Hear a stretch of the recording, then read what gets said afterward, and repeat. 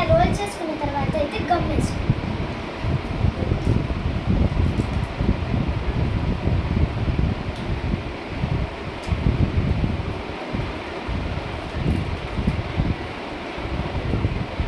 Role చేసేసుకున్న తర్వాత మీకైతే ఫ్లేవర్ రెడీ అయిపోతుంది గైస్.